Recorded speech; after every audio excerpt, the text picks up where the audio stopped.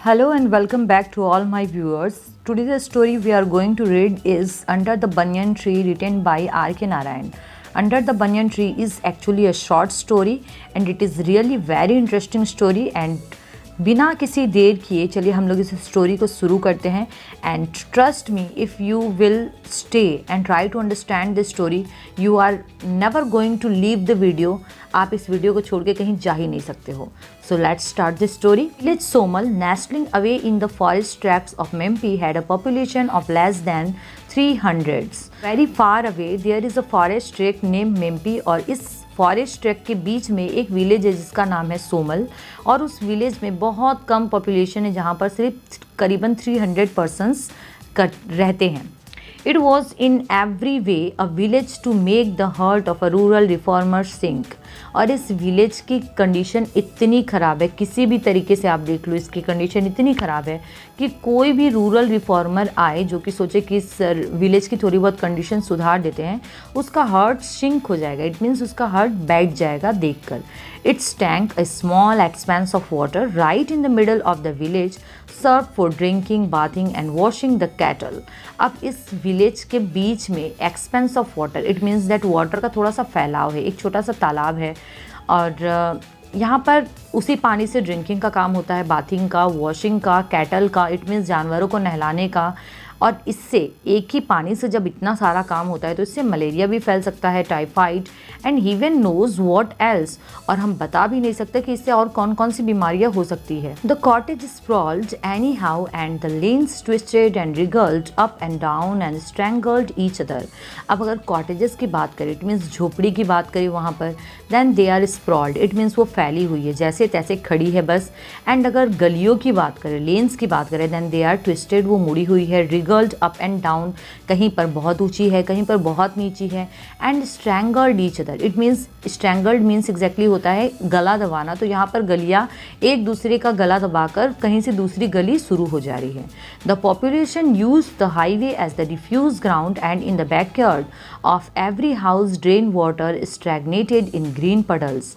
अब अगर यहाँ की पॉपुलेशन की बात करें तो यहाँ की पॉपुलेशन हाईवे को ऐसे यूज़ करती है जैसे रिफ्यूज़ ग्राउंड. इट मीन्स वो लोग वहाँ पर ज़्यादा जाना पसंद नहीं करते. एंड इन बैकयार्ड, और उनके एवरी हाउस के बैकयार्ड में, पीछे के रास्ते में, हर घर के पीछे कुछ drain water stagnated in green puddles. It means that पानी घर से जो भी निकलता है वो वहाँ पर सड़ रहा है. इतनी बुरी कंडीशन है उस गाँव की. Such was the village, it is likely that the people of the village were insensitive. ऐसा ये विलेज है और ऐसा लगता है जैसे कि यहाँ के जो लोग हैं बहुत इनसेंसिटिव. इट मीन्स दैट इन्हें किसी चीज़ का सेंस नहीं है. But it is more than likely that they never notice there surroundings because they lived in kite of perpetual enchantment. But हम ऐसा भी बोल सकते हैं कि ये लोग इतनी इनसेंसिटिव होकर भी हम ऐसा बोल सकते हैं कि इन्होंने जैसे अपने सराउंडिंग्स के बारे में कभी नोटिस ही नहीं किया हुआ, क्योंकि वो किसी परपेक्चुअल इंचेंटमेंट में, इंचेंटमेंट मीन्स जादू में, वो किसी जादू से घिरे हुए हैं जो उन्हें अपने सराउंडिंग्स के बारे में कोई विचार ही नहीं आता है. और वो जादू करता कौन है? The enchanter was Nambi the story teller. उसी गाँव में एक पर्सन रहता है जिसका नाम है नैम्बी, और वो स्टोरी टेलिंग का काम करता है. He was a man of about 60 और 70 और वॉज ही 80 और 180. वो जो पर्सन है जिसका नाम नेम्बी है वो या तो 60 ईयर्स का है, 70 ईयर्स का है, या हो सकता है 80 ईयर्स का है, और या तो फिर 180 ईयर्स का है. हु कुड से, कौन बता सकता है. In a place so much cut off as Sonal, the nearest bus stop was 10 miles away. और अगर एक ऐसा गांव जो कि पूरी दुनिया से कटा हुआ है, वहाँ पर nearest bus stop 10 miles away है. Reckoning could hardly be in the familiar measure of time. तो वहाँ के जो लोग रहने वाले हैं वो हार्डली, बहुत मुश्किल से बता पाएंगे कि मेज़र ऑफ टाइम, टाइम कैसे मेज़र होता है. बिकॉज उनको तो जो बेसिक नीड है वो भी पूरी नहीं हो रही, तो वो टाइम और कैलेंडर वगैरह इन सब चीज़ों के प्रति कब ध्यान देंगे. If any one asks Nambi what his age was, he referred to an ancient famine or an invasion or the building of a bridge and indicated how high he had stood from the ground at the time. अगर कभी भी कोई भी नम्बी से पूछता कि तुम्हारी as क्या है, तो वो बहुत कुछ एंशियंट टाइम के बारे में रिफर्ड करता, या तो किसी अटैक के बारे में बताता कि इस समय ये आक्रमण हुआ था, या फिर किसी बिल्डिंग या ब्रिज के बनने की बात बताता, और कौन बता सकता था कि वो इस ग्राउंड में, इट मीन्स दैट इस यूनिवर्स में कब से रह रहा है. It means nobody can tell his age. He was illiterate in the sense that the written word was a mystery to him. हम उसे इलिटरेट बोल सकते हैं बट सिर्फ एक ही सेंस है, बिकॉज हम जो कुछ भी लिखे वो नहीं समझ सकता. It means that he is illiterate but he could make up a story.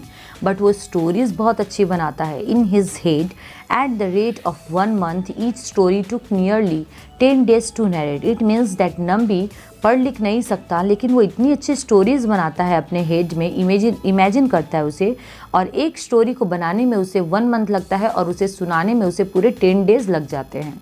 His home was the little temple which was at the very end of the village. अगर हम नम्बी के घर की बात करें तो उसका घर वो पुराना मंदिर ही था जो कि विलेज के एकदम कॉर्नर में था. No one could say how he had come to regard himself as the owner of the temple. और ये कोई नहीं बता सकता था कि वो कैसे खुद को उस टेम्पल का ऑनर समझने लगा. The temple was a very small structure with red strips wall. और वो टेम्पल एक छोटा सा स्ट्रक्चर था, एक छोटा सा टेम्पल जैसा बना हुआ था और उसकी वॉल्स रेड स्ट्रिप्ड थी. with a stone image of the goddess शक्ति in the sanctum. और sanctum means एक रूम जहाँ पर भगवान की मूर्ति होती है, तो वहाँ पर किसकी मूर्ति थी? शक्ति की. होता है ना Shiva Shakti. The front portion of the temple was Nambi's home.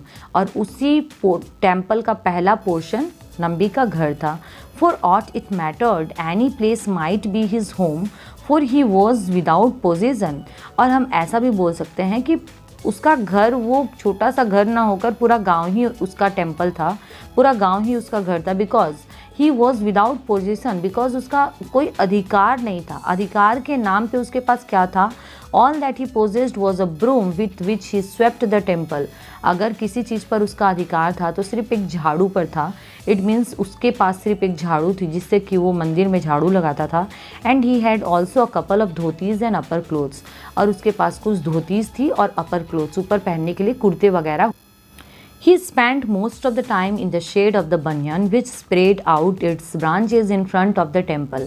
वो अपना ज़्यादातर टाइम उस बनियन ट्री के शेड के नीचे, छाया के नीचे ही बिताया करता था, जिसकी ब्रांचेस, इट मीन्स उस पेड़ की शाखा मंदिर के सामने आई हुई थी. बिकॉज वो बनियान इतना बड़ा था, बनियन ट्री की उसकी शाखा मंदिर के सामने तक आ गई थी. When he felt hungry, he walked into any house that caught his fancy and joined the family at dinner. और अगर उसे डिनर करना होता, कुछ खाना होता, तो जिसके मन में, उसके मन में जो भी फैमिली आ जाए, जो कि डिनर का टाइम हो, तो उस समय चला जाता और उनके साथ बैठ के डिनर कर लेता. When he needed new clothes, they were brought to him by the villagers. अगर उसे न्यू क्लोथ्स की ज़रूरत होती तो नम्बी के लिए कपड़े भी विलेजर्स ही लेकर आते थे. He hardly ever had to go out in search of company for the banyan shade served as a club house for the village folk. और नम्बी कभी भी बाहर जाकर कंपनी के लिए, इट मीन्स जैसे होता है ना, हम किसी के साथ जाते हैं, बात करते हैं, तो किसी के भी साथ ढूंढने के लिए वो कभी भी बाहर नहीं जाता था. बिकॉज सभी लोग बनियन ट्री के नीचे आ जाते थे. एंड मानो banyan tree was doing a work as the club house. All through the day people came seeking Nambi's company and squatted under the tree. All through the day मतलब पूरे दिन people आते थे और सोचते थे कि काश नम्बी आए और हमसे बात करे. And squatted under the tree. Squatted is a position. जैसे हम उकड़ू होके बैठते हैं, उस बनियन ट्री के नीचे आके बैठ जाते थे वो लोग नम्बी से बात करने के लिए.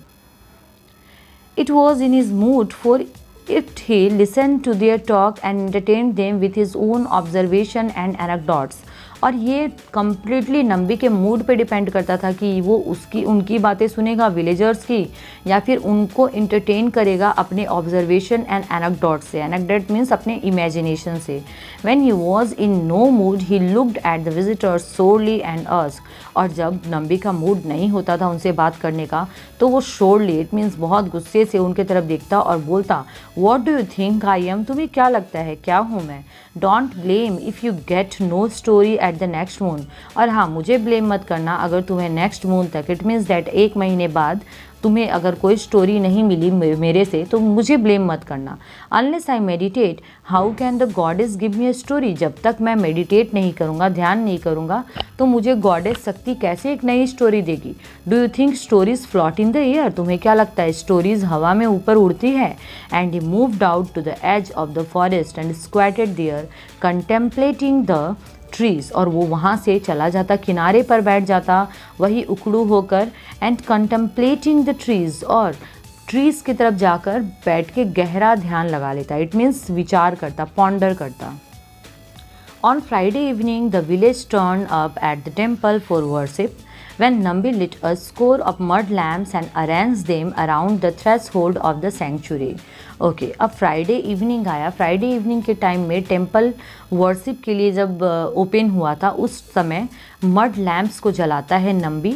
एक mud lamps, it means that मिट्टी से बना हुआ लैम्प्स को जलाता है और उसे उसी सैंक्चुरी के सामने, मतलब वो जो गर्भगृह है जहाँ पर पूजा वगैरह होती है, वहाँ पर रख देता है।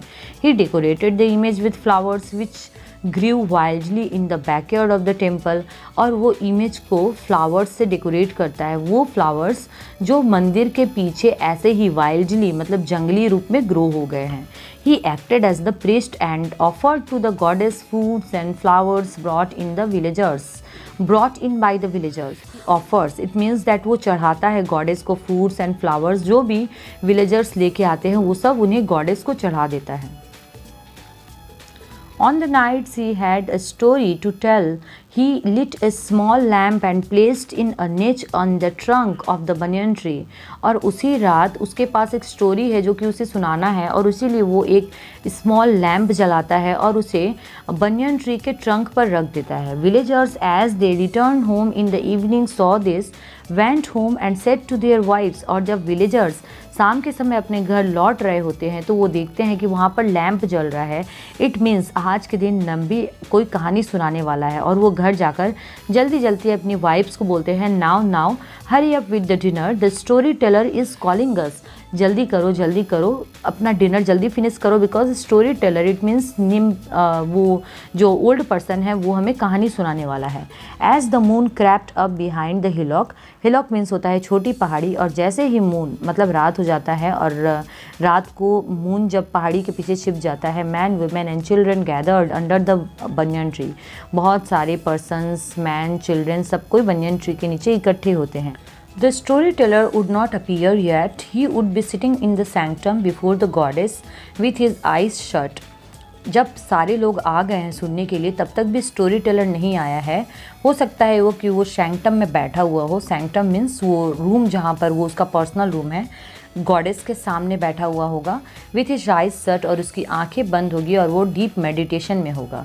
ही sat thus as long as he liked and when he come out, वो वहाँ पर तब तक बैठा रहता था जब तक कि उसका मन करता, और जब वो बाहर आता ना, at that time with his forehead ablaze with ash, और उसका जो फॉरहेड रहता था वहाँ पर ऐश लगी हुई रहती थी। इट मीन्स दैट माता की राख लगी हुई होती थी, एंड वर्मिलियन, और साथ ही में वर्मिलियन मीन्स सिंदूर भी लगा हुआ होता था। He took his seat on a stone platform in front of the temple, और वो टेम्पल के फ्रंट में किसी स्टोन पर बैठ जाता। He open the story with a question, और वो अपनी स्टोरी को शुरू करता एक क्वेश्चन के साथ। Jerking his finger towards a vague far away destination he asked, और अपने फिंगर को किसी दिशा के तरफ दिखाते हुए, झटके से दिखाते हुए, ही वॉज आस्किंग, वो पूछता, that 1000 years ago a stone throw in that direction, what do you think there was? बहुत साल पहले, हजारों साल पहले, मैं जो दिशा दिखा रहा हूँ उसी दिशा में, उसी डायरेक्शन में एक स्टोन फेंका गया था। What do you think there was? तुम्हें क्या लगता है वहाँ पर क्या होगा?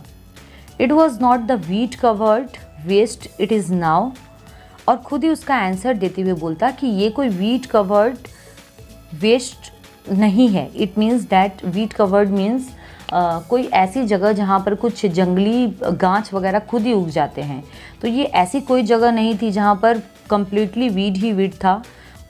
फॉर डंकीज टू रॉल इन, जहाँ पर डंकीज आए और रॉल इन करे, मतलब ऐसे ही आके लोट पलोट करे। It was not the ash pit it is now, और ना ही ये कोई ash pit, it means that गड्ढे वाली जगह होगी जो कि अभी है। It was the capital of the king, ये कैपिटल ऑफ किंग था, इट मीन्स किंग का कैपिटल था। The king would be Dasaratha, Vikramaditya, Ashoka और any one that came into the old man's head. और कहानी बनाते समय, कहानी सुनाते समय वो जिस राजा के बारे में बोलता वो राजा या तो दशरथ होता या विक्रमादित्य होता या अशोक होता, और कोई भी ऐसे राजा का नाम वो ले लेता जो कि उसके हेड में आती, जो उसके इमेजिनेशन में आती। द कैपिटल वॉज कपिला, क्रीदपुरा और एनीथिंग। और कैपिटल, जिस कैपिटल की वो बात कर रहा था, राजधानी की, या तो वो कपिला होती या क्रीदपुरा, और या फिर कुछ भी नाम वो बोल देता। Opening thus the old man went to without a pause for 3 hours. और कहानी को शुरू करने के बाद वो करीबन 3 घंटे तक बिना रुके बोलता ही जाता। By then brick by brick the palace of the king was raised. और बताते बताते ईंट जोड़कर वो पूरे किंग का पैलेस खड़ा कर देता। इट मीन्स दैट राजमहल के बारे में बताता। The old man describe the dazzling durbar hall where sat 100 vassal kings. और उसके बाद वो डैजलिंग दरबार, बहुत शानदार दरबार के बारे में डिस्क्राइब करता, जहाँ पर 100 वैसल्स किंग, बहुत इंपॉर्टेंट किंग्स बैठते, मिनिस्टर्स एंड सब्जेक्ट्स, और उसके और भी मिनिस्टर्स एंड सब्जेक्ट्स बैठते। In another part of the palace all the musicians in the world assembled and सैंग। और उस पैलेस के दूसरे पार्ट में, इट मीन्स उसके दूसरे डिस्क्रिप्शन में, वो सारे म्यूजिशियंस के बारे में बताता जो कि असेंबल्ड हुए थे टू सिंग, मतलब एक ही जगह इकट्ठा हुए थे सिंगिंग करने के लिए। And most of the songs were sung over again by Nambi to his audience. और उसके बाद वो जिस सॉन्ग की बात कर रहा था वो खुद उसे गा कर ऑडियंस को सुनाता भी था, अपने विलेजर्स को सुनाता भी था। And he described in details the pictures and trophies that hung on the wall of the palace. और उसके बाद वो सारी ट्रॉफीज़ के बारे में बताता, पिक्चर्स के बारे में बताता जो कि पैलेस के, राजमहल के वॉल्स पर लटकी हुई थी। It was a story building on an epic scale. The first day barely conveyed the setting of the tale. और ये स्टोरी टेलिंग जो थी वो एक्चुअली एपिक थी। एपिक मीन्स जैसे महाभारत, रामायण वगैरह बहुत बड़े होती है स्टोरीज़, वैसे नम्बी की स्टोरीज़ भी बहुत बड़ी होती थी। फर्स्ट डे में तो वो सिर्फ सेटिंग को ही कवर कर पाता था। सेटिंग मीन्स ये स्टोरी कहाँ की है, कहाँ का वैसा क्या लोकेशन होता था, तो ये सारी चीज़ें ही वो फर्स्ट डे में कवर करता था। And Nambi's audience as yet had no idea who they are coming into the story. और नम्बी की ऑडियंस जो कि कहानी को सुन रही होती थी, उन्हें ये आइडिया भी नहीं होता था कि वो किसके बारे में स्टोरी सुन रहे हैं। As the moon slipped behind the trees of Mempi forest, Nambi said, "Now friends, mother says this will do for the day." और जैसे ही moon behind the trees of the Mempi forest के पीछे जब चांद चला जाता तब नम्बी बोलता है that now friends mother says this will do for the day. आज के लिए इतना ही रखते हैं। ही एब्रप्टली रोज, और वो अचानक से खड़ा हो जाता, वेंट इन चला जाता, ले डाउन और जाकर सो जाता, और उसे नींद भी आ जाती। Long before the babble of the crowd ceased, और उससे पहले ही उसे नींद आ जाती, जब तक कि वहाँ के क्राउड उठकर जाते उससे पहले ही उसे नींद आ जाती। So till now we will cover this part, and आगे के वीडियो में हम इस स्टोरी को कंटिन्यू कर रखेंगे। If this story is comprehensible to you, अगर आपको ये स्टोरी अच्छी लगी then please hit the bell icon button. मेरे चैनल को ज़रूर सब्सक्राइब करें so that you will get the regular videos regarding poems and stories. And if there is any story that you want to understand, then of course I will make video on that topic.